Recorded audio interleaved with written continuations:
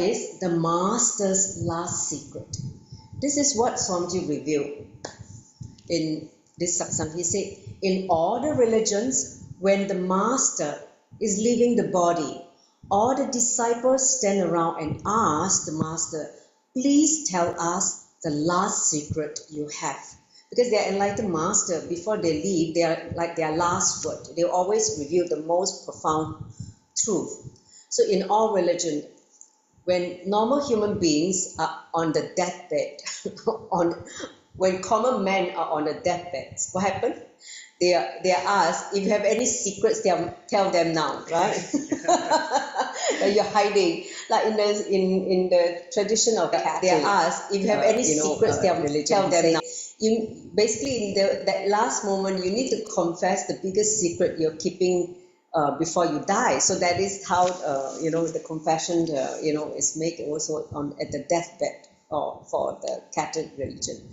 So, but the main difference for Hinduism in Sanatana Hindu Dharma is, for enlightened Master, the last moment is where they reveal the most profound truth. That is the main difference. So the last moment of death is the moment you face the truth, because you can't do anything about it. That is why in Sanatana Hindu Dharma, we have the same Sanskrit word for the truth and death. Truth and death is called yama. Lord of yama, the Lord of death. But also, yama is also truth. He said, yama means both death and truth. It has double meaning. Because death is the moment you face the truth of life. Understand? Before the rebooting starts. So, for a normal human being, when they die, they confess the biggest lie with which they live. Whatever life they've been living, they now say, oh God, I missed it. What a fool I am. I wasted my entire life. So this is the time where they confess their greatest lie that they have been living, how they have been cheated by life, or they cheat themselves. Okay. On the other hand, for enlightened Master, enlightened beings, when they leave the body, they actually reveal the biggest truth with which they lived when they are in the body. So that is the main difference between a conscious being, a realized being versus an unrealized, unconscious being. See the difference in the deathbed. So next slide.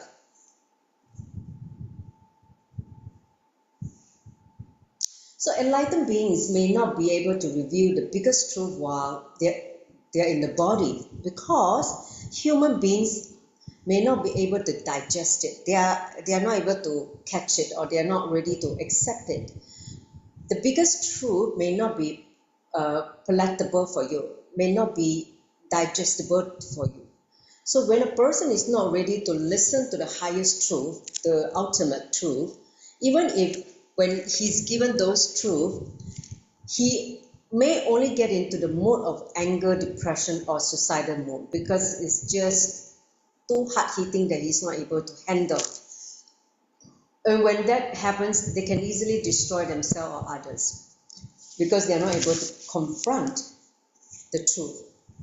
This is what happens when we don't evolve ourselves in spirituality. So when the truth is even given to you, you're not ready to accept it.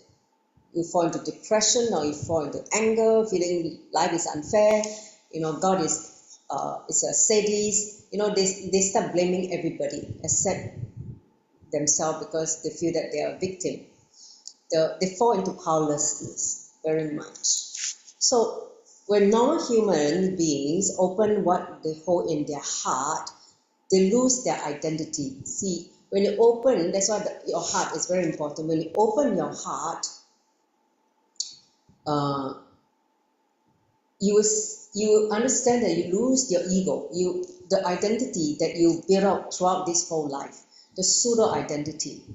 However, when an enlightened Master reveals what he is holding in his heart, okay, the world loses its identity. See the difference. When the enlightened Master reveals the truth, what he holds in the heart is like the ultimate truth. when you catch it, the whole world will lose its identity and fall into the reality. For human being, that's the other opposite, the other extreme. Only when they open their heart, then they lose the identity. So that is the main thing. So unfortunately, the world that we live in is not ready to lose its identity. They want to attach or clutch to their identity, this body mind. So it will jump on him. That is why they reveal the last secret only when they are leaving the body, saying, now you do whatever you want. This is why master, when they're about to leave the body, they will reveal the secret. So in today's session, we're going to listen to what Buddha's last word, the secret he revealed. So now we take a few moments, just a few minutes to contemplate. Next slide. This insight, okay? An enlightened being versus a non-enlightened being, the difference when they leave the body, one reveals the truth, the other one confess the lie they live because they cheat themselves the entire life. And then at the death, where death is near, they have to face the truth. So this is where they start regretting, feeling the struggle, feeling the sadness, feeling that they are not ready to leave the body. That struggle is happening. So now contemplate for a few minutes this truth that Swamiji revealed about the master's last word before they leave the body. See, why are we, the common man, not ready to listen to the highest truth while the master is alive? Why are we not ready to listen? See, if you're ready, then you don't have to wait till the moment when you're struggling on the deathbed, then you just realize what a fool you have been, how you have cheated yourself. But if the master is already there and alive, which many of us already know, he's in the body, he has descended and assumed a human form, an incarnation, which is our Guru, Swamiji. And even that, why some common men are not ready to listen to the higher truth that he's revealing while he's in the body? Just contemplate for a few minutes. See, this whole session, Swamiji always say that Shravana, authentic listening, which is what listening to the truth from the Guru. Then Manana, this is the Manana period that we are doing. It means contemplation. We need to contemplate. Then Nithyasana. Nithyasana means living it. Once you manage to come to the right cognition, then you start living it. So see this truth or this insight that he revealed. What can you come to the right powerful cognition? What can you arrive at the right powerful cognition so that you don't miss the truth while the master is in the body? Don't wait till he on his deathbed, then you come and please tell us the truth. He's already telling the truth, but you're not listening. In his Satsangs, in his body language, in many things, in his books, in many ways, he's telling the truth. Are you listening? Are you able to catch it? Or are you still holding back something?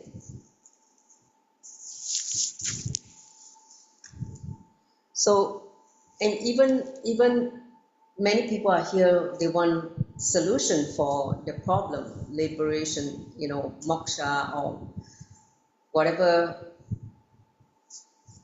they are stuck in. But when truth is given, they're not ready to fathom it. They're not ready to accept it. Why is that so?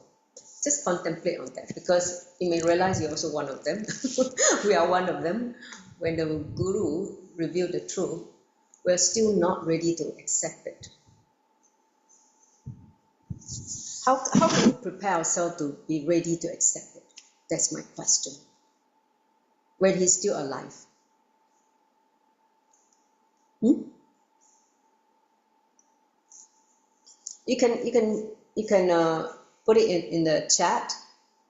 Let's keep this interactive. You can turn on the camera, Sherpa. It'd be good to see you. Welcome to the session. We joined a little bit late, but it's okay.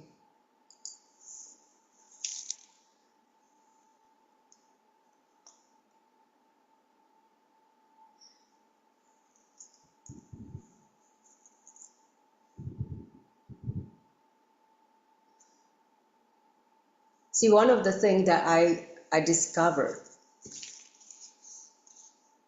why common men are not ready to listen to the higher truth, is they are not seeking.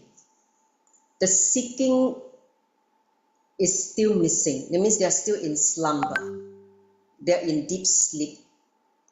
It means living in the darkness, illusion. They are not ready to wake up. They are not ready to wake up to the reality. They still want to live in that sleep state.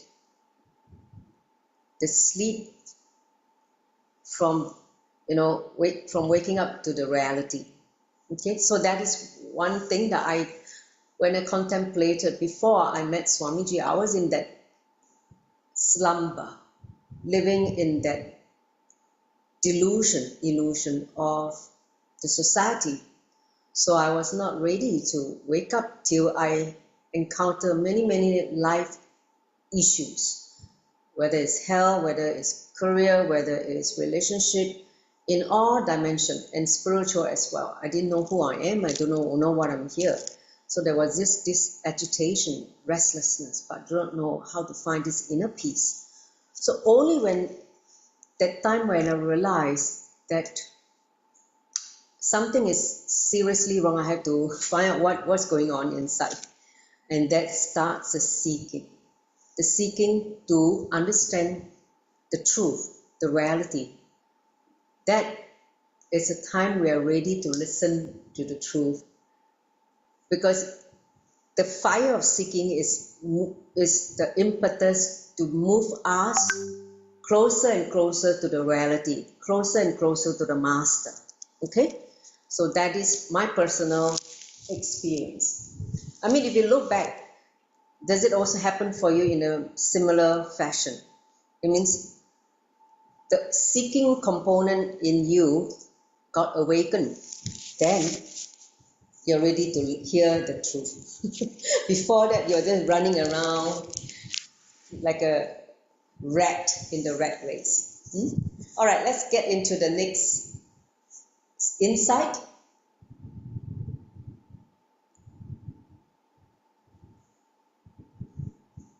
Insight 38. So listen. He says, be a light unto yourself. Okay, this is the last word given by Buddha. See, when Buddha was leaving his body, he revealed to his disciple, be a light unto yourself. Atma Dipo Bhava. This is the word he gave. Okay, Atma Dipo Bhava. Be a light unto yourself. See, Buddha is one of the greatest enlightened master. He founded Buddhism, and of course, he has made thousands of disciples enlightened. So Swamiji said that if you ask me, when leaving the body, Buddha shared the most powerful, important secret with which he lived. And I tell you, I will not be able to use a better word than what he said, which is be a light unto yourself. Atma Dipo Bhava. This is the secret with which even I'm living, even for Swamiji, enlightened master, is living. He said this is a secret with which all masters are living, not just Buddha. Enlightened beings are living. So he says, raise yourself by yourself. Do not defeat yourself by yourself, which is what also Krishna said, but in a different word. Next slide.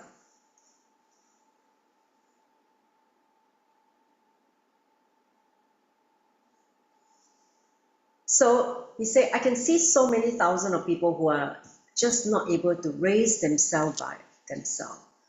It does not mean that they don't have the ability or capabilities. It's not a question of ability or capability. They don't want to. They're just given up on themselves. They think, oh, this is enough. I'm done. That's it.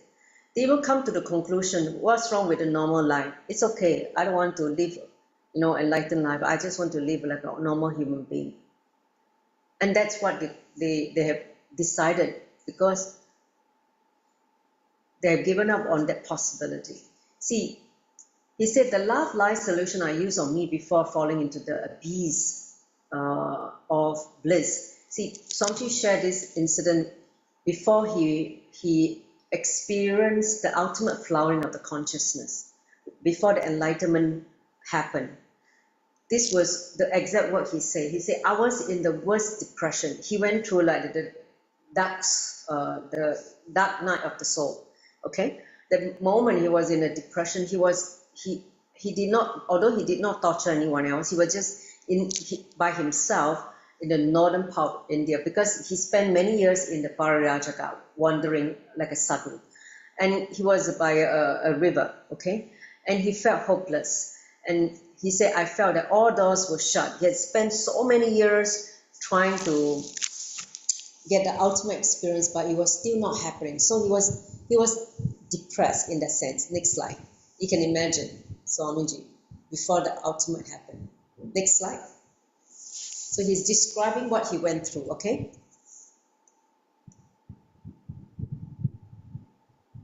He said, it became almost like my heart was being squeezed out. Literally, I could feel that squeezing, like the heart is being compressed, like somebody's squeezing. I lost respect on everything. All that he has revered, all that he has worshipped, he says spirituality, enlightenment, the master that he followed, like Ramakrishna, Ramana Rishi, all those great enlightened masters who had been inspiration for him, who were part of his life since very young, like his blood, his whole very self. But he lost everything. He felt that they were cheating him. They were just not speaking the truth. So he was like in that moment of the trough of life, not the peak, but at the trough, at the most bottomless pit, and he doesn't know how to climb up. He felt that he lost everything. He was in a complete darkness. That kind of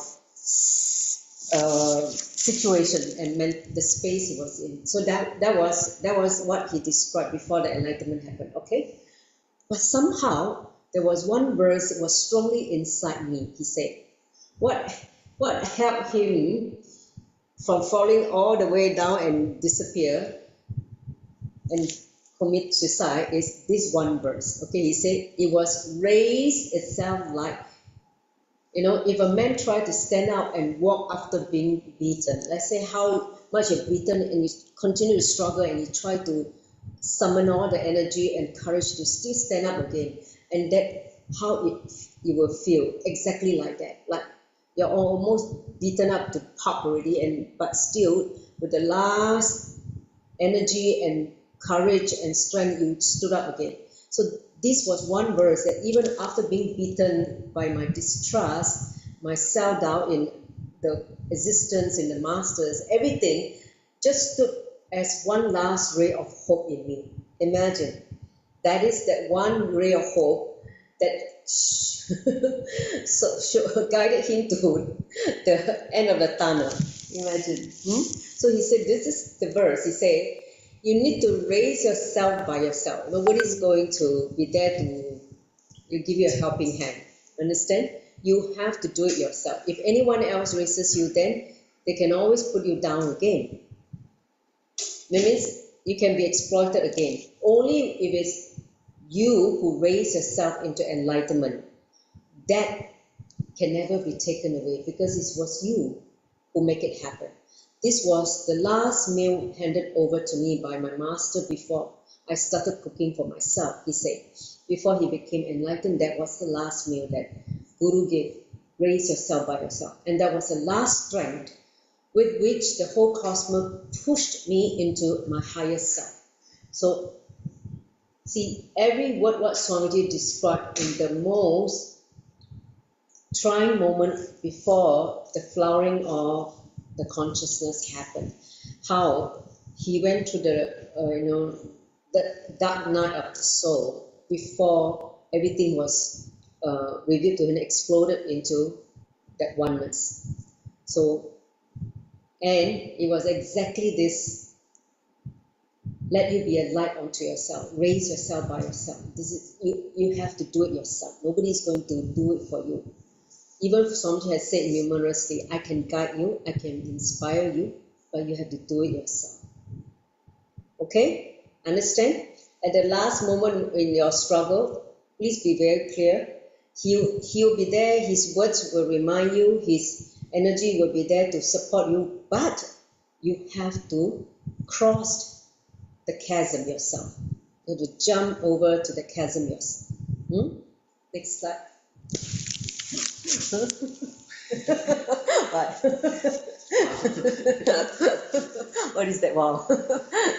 So somebody say, I can tell you, the moment I realized, yes, I have to raise myself, immediately that one ray of hope became a decision to become enlightened.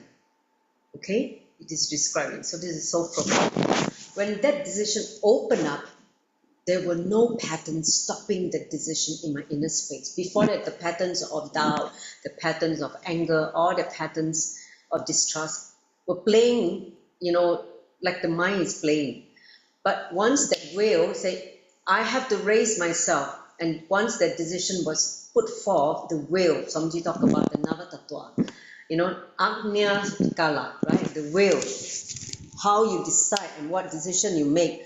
The moment you take that decision, boom, the decision expanded, and no pattern can greed, doubt, attachment, fear, greed, anything, guilt was there to stop you. No pattern can even come close to you anymore, because the expansion, that decision, the expansion became so fast that all the patterns just melt away, just disappear like into the thin air.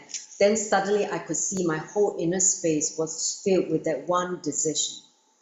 Okay, that one decision. All of you, please catch this, okay?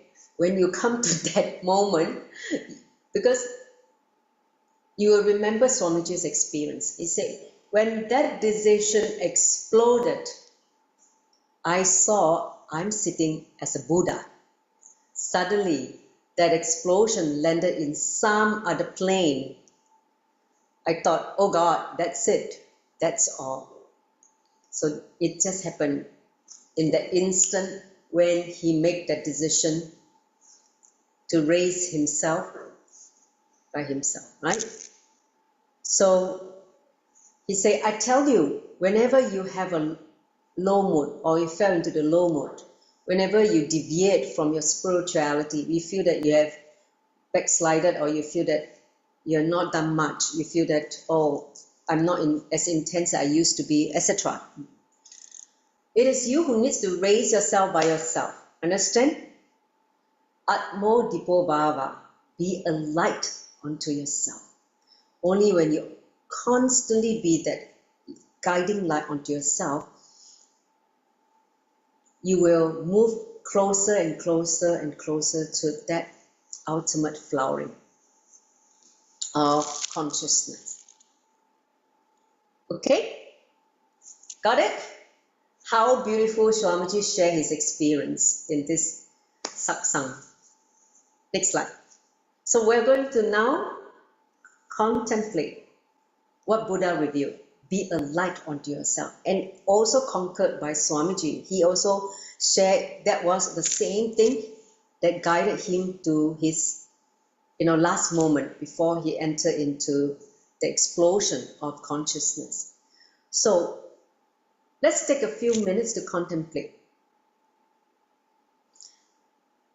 For instance, whenever you have been a light unto yourself, how existence support you. Whenever you become a darkness unto yourself, how you fall into the abyss of depression, powerlessness. Look back in your own life and contemplate what Buddha has revealed. Be very clear. This is one of the most powerful keys, because even Krishna gave the same master key, but in a different word, which we'll look at it in the next insight. So anyone want to share about this insight? You can type onto the chat.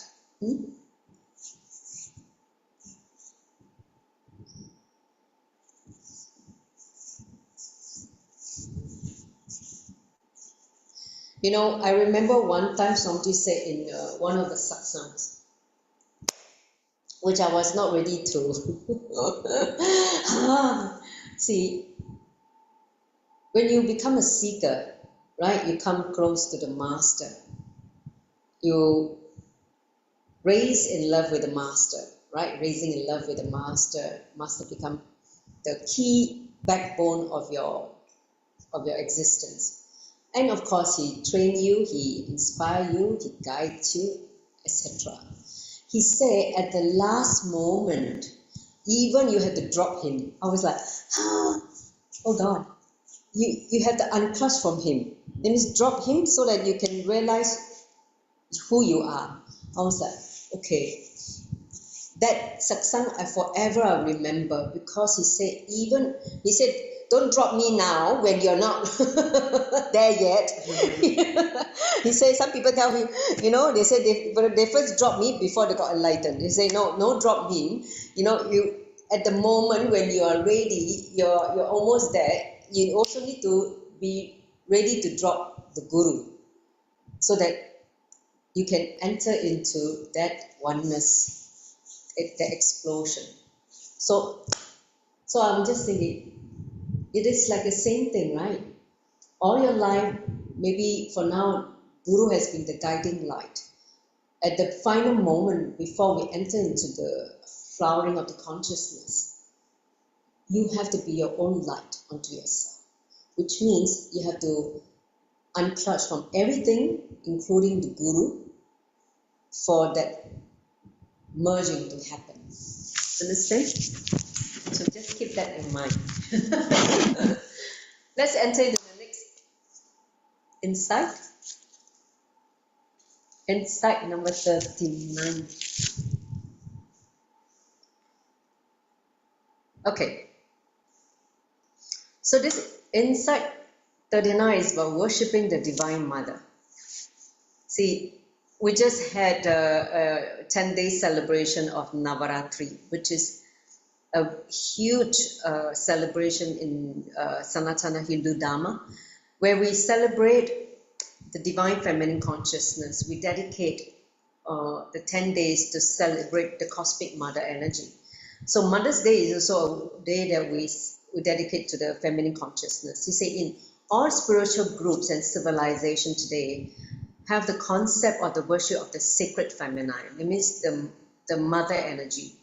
But not many know that this concept is the contribution of Vedic spiritual tradition to the spiritual civilization of the world. See, all the spiritual groups all over the world put together is what I call a spiritual civilization, whether it's Buddhism, whether it's, Jainism, whether it's Hinduism, whether it's, Tibetan Buddhism, all the different spiritual groups, okay? He called this as a spiritual civilization. He said the spiritual civilization is part of all major religions. In all the major religions, spiritual civilization, spiritual group, spiritual community exists, right? So this is how he break down in different components. So all spiritual groups in all religions have mother worship in some way or another, okay? In some way or other. For instance, of course here in Hinduism, we worship the Divine Feminine Consciousness, Devi, Shakti. And many things that is sacred, we give it the revere as a feminine expression, whether it's Mother Earth, whether it's River Ganga, whether it's, goddess of knowledge, Saraswati, goddess of wealth and abundance, Lakshmi, goddess of, basically Shakti, Parvati. So all the different expressions of the sacred feminine energy are given different goddess name. So that's Swamiji say one thing which I'll forever remember. He said anything that is sacred is all feminine. Okay.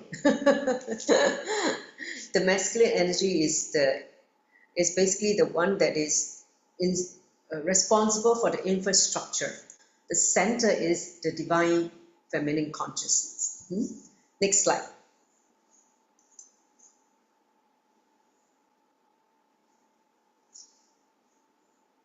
So in the Vedic tradition, all the sacred things of nature are seen as feminine. Like for instance, in USA, the hurricanes or the natural calamities, tornadoes, whatever, they have always the feminine names. On the other hand, the India, they've done the opposite. All the energy of creation are seen as feminine. That is why the worship of the feminine as the Divine Mother is the contribution of Vedic spiritual tradition, Sanatana Hindu Dharma. See, all religion has two parts, the spiritual fruit and the religious nut. He said the religious nut is always based on masculine power. It means wanting more power, control.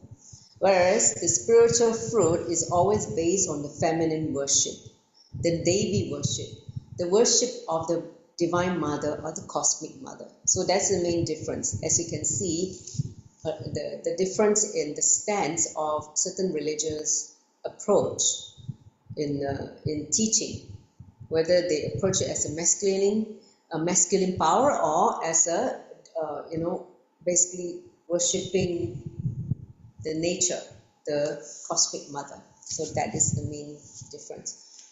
When you worship the masculine power, you become a religious nut. When you worship the mother, worship the feminine, the all-encompassing nature, coexisting nature is the spiritual fruit. Next slide. That is the main difference. So understand the masculine part of the religion always create the social political laws of the religion. Like how many times can you eat, how many times you can marry, how many times you can do this, do that, do everything. So it's the do's and don'ts that creates laws, creates guilt. If you don't fall in tune, with the laws of certain religion, they create guilt in you, they make certain punishment happen. So all these are very much the masculine part of a religion.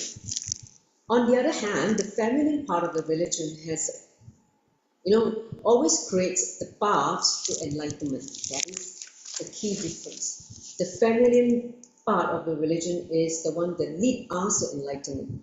All the secrets of enlightenment are hidden in the tradition of the feminine worship of that religion. So whatever religion you may belong to, go and explore the feminine worship tradition of your religion. See, like for instance, Taoism, right? Taoism is worshipping Kuan Yin, right? The goddess of mercy. So that is the feminine aspect of the mother worship. And in Hinduism, of course, we worship Devi, the cosmic mother. If you look at even for Tibetan Buddhism, they also have the green Tara, the white Tara. They worship the different feminine form of the divine. Next slide. So let's contemplate. Since we just completed Navaratri celebration last Saturday, now it's time to contemplate how Divine Mother worship has made the practicing Hindu non-violence, ahimsa. Let's contemplate. Swamiji did say that if everyone on planet Earth start worshipping the Divine Mother, the world will become non-violent. Or if women were to sit in all the political, social, economic power center, it will be a very different world we're seeing. Understand? Because the feminine approach to leadership, to managing an organization and managing a country will be very different from the masculine power struggle and dominance. So he said, infuse more and more mother worship, the world will become non-violent. You have a more peaceful world, no war, no need for war. Children will not be exploited. Children will be living happily, healthily. If mother worship is being infused in the society more and more, and the society become more and more enlightened. Do you agree? Give me a thumbs up if you agree.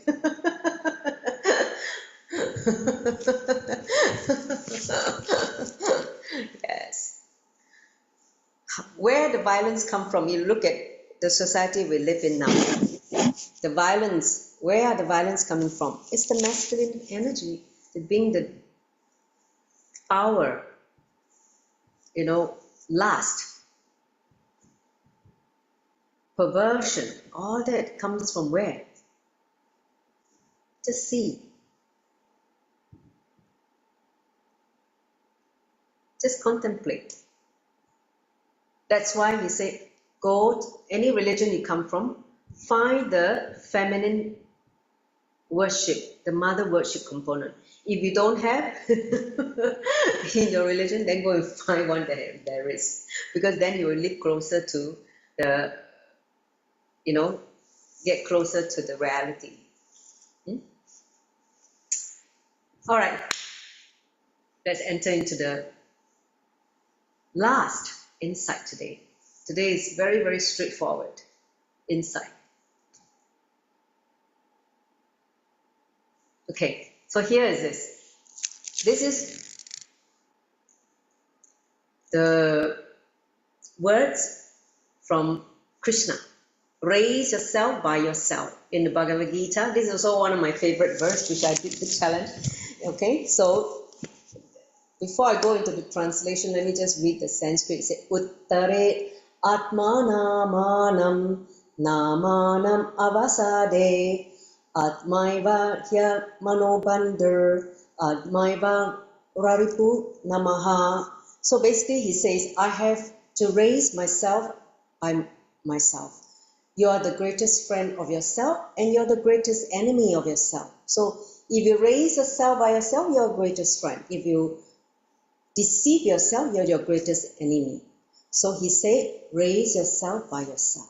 So he said, if I have to pick one verse as the essence of the whole Bhagavad Gita given by Sri Krishna, Bhagavan Sri Krishna, he said, I will say this is the verse, this verse, chapter 6, 5th verse, okay? He says, just for this one verse only, Krishna is worthy of being worshipped as Bhagavan, as God. He said everything else he has given, in the book is a bonus. But this one verse, he has proven that he's God. It's Parandhamma. He said never in this precise way can such a powerful tool to enlightenment be given. He has given so precisely to Arjuna when he revealed Bhagavad Gita to him. He said, raise yourself by yourself. Do not let yourself down by yourself. You're the greatest friend if you raise yourself. You're the worst enemy if you deceive yourself. So, this was what he gave in Bhagavad Gita. Next slide. He said, whenever you have a low mood, you fall into low mood. Okay? Whenever you deviate from the path, it is you who needs to raise yourself by yourself. If you raise yourself, you are the greatest friend. If you deceive yourself, you're the worst enemy of yourself. If you raise yourself by yourself, so you will be the greatest friend. So be sensitive to every action you're doing, every attitude that you are building, every thought that you're having, every thought that you have, every word that you utter, every action you do adds up. Everything adds up. So they are moving you either towards your mission or away from the mission. Let's say you come down to experience liberation. So be very, very aware of what you're doing, your thoughts you're entertaining, the words you speak to yourself and others. So don't think that if you don't progress, you're in the neutral gear. Don't think that if you feel that you're not progressing, you're stagnant, you're not. No, he said no, there's no neutral gear in this case. Either you are clutch and moving forward, or you're clutch and in the reverse gear. That means you go up or you go down. You're never stagnant in the spiritual world. Or you're unclutched, no? You're totally liberated from that. So there's no neutral gear in life. It is always either moving forward or reverse gear. Understand very clearly. Next slide.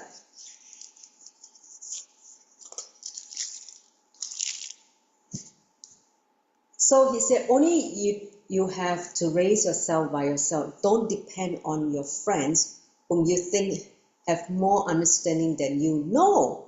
Maybe initially you can seek some advice, some kind of guidance, but ultimately you have to do it yourself. They may be having understanding in some topic, some subject better than you do, but not in all. In some subjects, they may not be having the complete understanding. So be very clear. Don't think your friend is going to lead you to the ultimate flowering.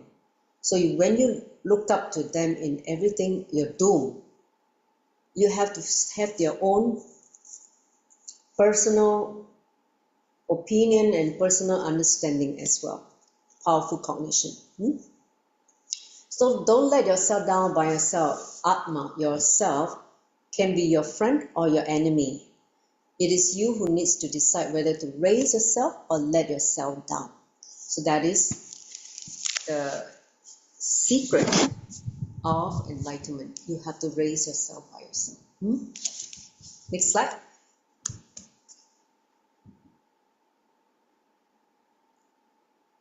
So today's session, all the truth has been all about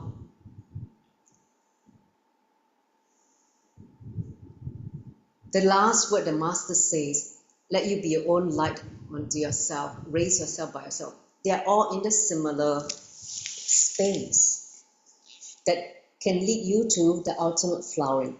So we are going to internalize and meditate on these 4 insights for a few minutes, okay? So that they become a part of our very cognition. Now that you have heard, Shravana, sit, contemplate, internalize, so that it become part of you and you start living it. Okay? So may I request all of you go and take an iPad. I'm going to play the Mahavakya while we meditate for a while. So can you please go and take your iPad?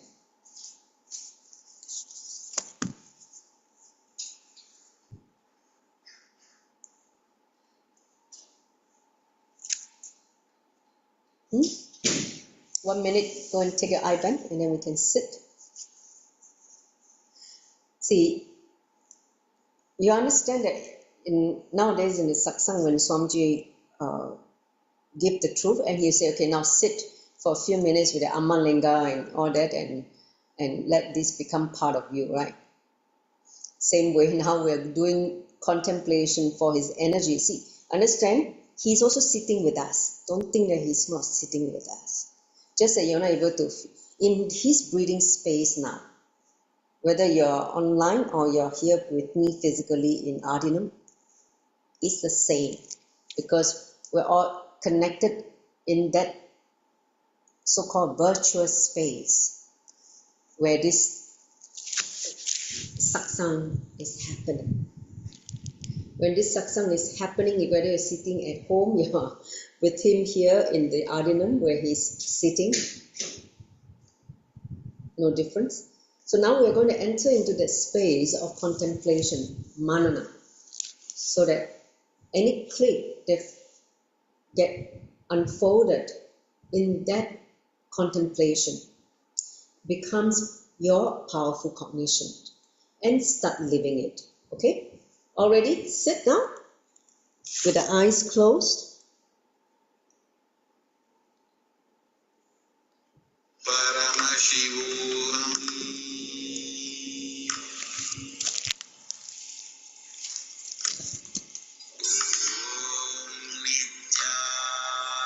Sit with the back straight. With the eyes closed, start breathing very slowly and deeply.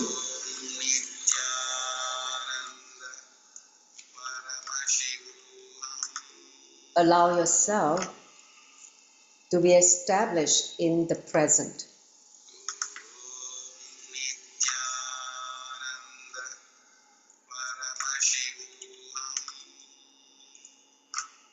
In that awareness,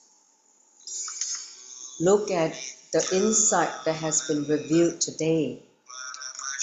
The Master's last secret before he dies. Buddha's last word. Atmo Dipo Baba. Let you be a light unto yourself. The third insight was the mother worship, divine feminine consciousness. And the fourth is raise yourself by yourself as revealed by Bhagavan Sri Krishna in Bhagavad Gita. Let this truth sit inside you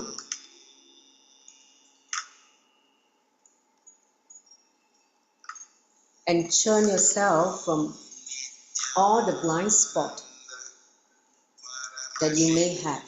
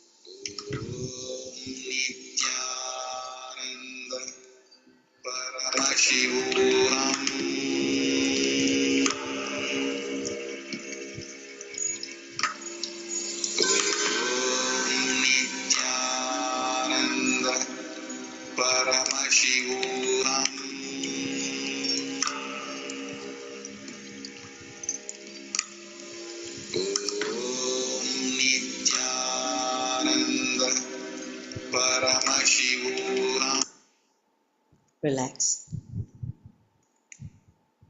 You can slowly, very slowly remove the eye band.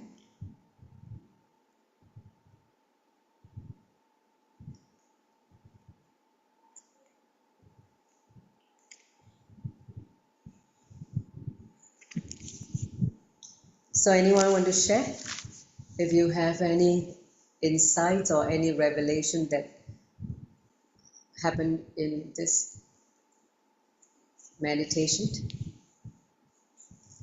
Anyone want to share?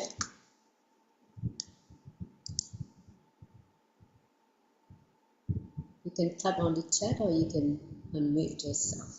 You have anything you want to share, Ma? Oh, just remembered. What do you remember? I think more or less a reflection of my journey. In the beginning, I was really in the space of everything is impossible. There's no possibility of my son, because once they diagnose as autism, they tell you that, oh, this is it. There's no way out. This sickness is the end. And then I think you feel like a curse, right? Yeah, and then double sentences when like your husband is also sick with mental illness, so it's like, oh, that's it. Why am I the most unluckiest person on this planet to have double-edged sword? And and I think from the time when we used to read all those fairy tales and you think that, oh, somebody is going to come, the knight in shining armor is going to come and rescue you. Like fairy godmother, come with a magic wand and ding, is it? Yeah, and also you're always waiting for some don't know what magical intervention from somewhere, some knight to come in the horse and save you. So I think when I first married Aya, I thought he was this, wow, my knight has come and he has saved me, and everything was going really great. He was doing very well. He was like this perfect guy. Everyone was praising him, and then suddenly everything just went zoop all the way down, and he, we didn't know that he was having this bipolar at the background. It was always there, but it was not really evident from the time when he was married. He was different. He was enthusiastic. He was everything, that, wow, I think it was a dream girl, except he was a little too thin, but that was how he was then. So it came to a point when I thought, wow, everything's over. There's no way out of this situation. It's all finished for me. Several times just want to end it all. Why bother to carry on anyway? I think those few moments when I was contemplating ending it all, then it was my daughter that sort of came into the picture, and I thought, no, I can't do that to her. It will be devastating for her and stuff like that. So I somehow pulled myself out, but still waiting for that, knight in shining armor to come. So I thought, where is this person? Why is this knight in shining armor? Why not? Nobody is coming, Then I think this Uttaret Atmanam is very apt, because there is no knight in shining armor. You're going to have to pull yourself out of it yourself. There's no person that's going to come in that horse, and save you. And yeah, even your own husband, like, so that's it. So, you make that decision that you want out and just come out of it. That's as simple as that. That's how I summarize it. Yeah. That's great. Yeah. At least now you I am out. you have the right cognition rather than waiting for something or Yeah. and then fall into some powerlessness and just say I can't do it. You have to do it. You only yourself have to do it. Nobody's going to do it for you, right? Snap. Now we snap out already. Good. See? Such a powerful shift for her. Yeah, it has For been really. Rima, I've known her for more than 10 years now, I think, right? Yeah. The time when she came with Umesh as a small little boy with a special condition, and he was in the weekend Guruku before for a period of time and trying to help him in many ways. So, and then after that, there was a period they disappeared. They all fell into sudden completion and disappeared. Then they came back again, went again. So they ding dong for so many times. But one thing, somehow I felt that Swamiji keep pulling them back. Yes, he did. Somehow he never give up on this few fella. He keep pulling them back, come back, and he was like, one day again, when Ayah gone somewhere and do his own thing again, we said, oh God, okay, there he go again. Then he said, oh, he will come back again. So now this time round, there's so much more stability in both of them. Before that, there was so much of instability, a lot of family issues and all that. But now I think somehow something happened in the last couple of years, right? Yeah, pretty much. I think the biggest turning point was when Swamiji gave me that spiritual name, and I'm like, oh my God. Yeah. I was like, wow. But even before the spiritual name happened, there was a period, Yeah. that you were becoming more and more, I would say, less fickle-minded. Before that, there was so much fickle-minded, so much doubt, so much of depression. Correct. Then every time you fall into the low, you run away. Same as Ayah. Then after that, again you will come back. Then again you run away. There was this back and forth for so. I think it was more like, okay, let Ayah become transformed first. And then I was like, how long am I going to keep waiting for something? No way. I told you only woman will be the change agent. Understand? Only you change, that the other three will get raised. If you don't change, you're stuck. Who's going to raise? So the mother, the mother figure in the household has to be the first get transformed. Understand? So again, the same, the third cognition we have, the mother worship. See, when you awaken your divine feminine consciousness, that's where you become daily. You take the action, you raise the whole family, and that's the main thing. Otherwise, imagine she's still stuck and the rest are still families also grappling. Grappling, settle with all these patterns in completion and can't get out, don't know where to begin. Only she starts shifting, only the rest start improving. Correct? I think I also have to thank Ma Phyllis a lot because she kept pushing me. You can go to work. And then it was like, I think the very first time she would have seen me like, no, I don't think I can leave Umesh and go to work. No way. Now I'm like, almost working for the last 3 years and enjoying it. Yeah. Not the best, but still okay. I'm working. Yeah. See, at least you're able to provide for the family and also giving you some more space. See, because one of the things that I noticed in the past for you is that you have very low self-esteem, and there's so many things you wanted to do but you're not able to do. You suppress it inside you, and so many talent you had and so many possibilities you had were never able to give them space for expression. So the moment you start coming out to work and start becoming more and more acceptance to your possibility, the shift happen. You can start enjoying, have more self-confidence, and in all dimensions start becoming better, right? Sure, that's exactly what happened. Yeah, not only just financially you're able to provide more for the family, but also you're much more confident in what you're doing, and you also learning to become more and more spiritually aware. So all this start falling in place. Correct? Yeah, definitely. So that is our Ma Chandrasekhara Priya's Story. story and her contemplation. Very, very apt for today's session. Any other people want to share? Yeah, sure. Those I of can you share. who know her only recently, for me, I know her for more than 10 years now. Yeah, she does. Very much. Yeah. She's seen Thanks. most of the journey. Thanks for your sharing, Ma. I think it's a very inspiring story as well. I mean, there's so much love there. And yeah, I mean, just now during the contemplation, it was also about, yeah, I mean, tapping into our own resource, our inner resource of love, which is just boundless. And it has that healing energy. And it's nurturing. So, regardless of whatever that we may face, and also tapping into our creativity, our fun, like opening up a lot of resourcefulness, and also injecting a lot of joy in a celebratory kind of mode. I think that will definitely lift us up from anything. Yeah, correct. Of course. We're here to celebrate life, not here to be depressed. Many people cannot catch that thread and they just spiral into more and more depression. Thank you for sharing both. Any more people, anyone, Joby or Rosita, anything you want to share? If not, then we'll conclude with the Puna mantra. Yes. I don't have.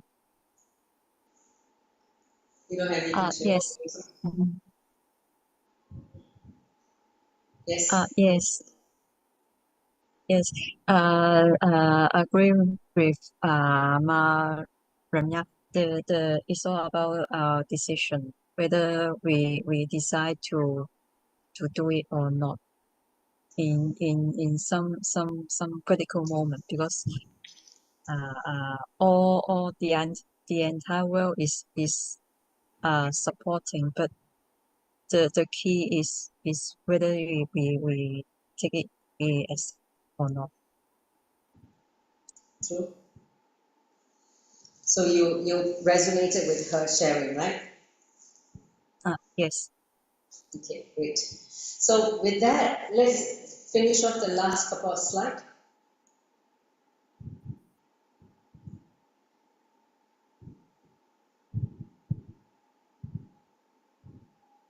So once again, I would like to invite everyone to join the Paramashivam Level 1, 2, 3, which is happening every day at 7 p.m. Singapore time till the next morning, and 7 a.m.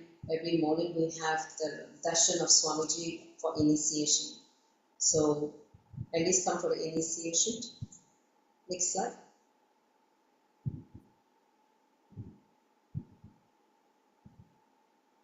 So next session, lesson number 11, will happen next Wednesday. So I really want to encourage all of you to enrich at least 11 people to join us for this session. If you have received so much from the session, be very clear. So many people can also benefit.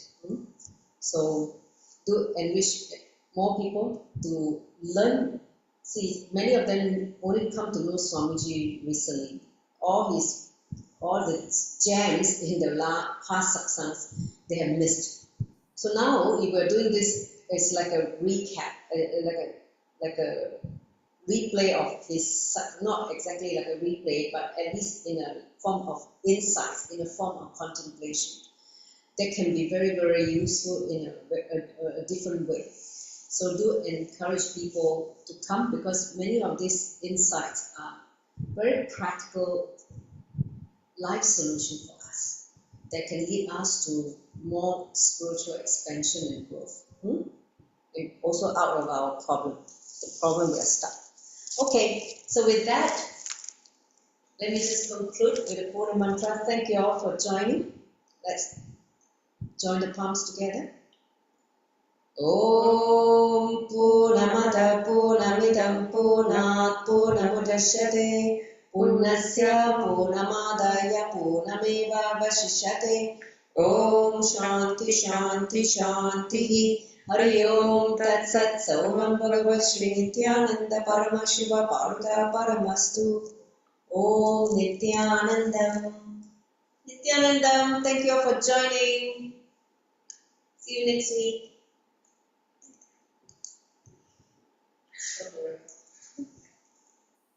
Yeah.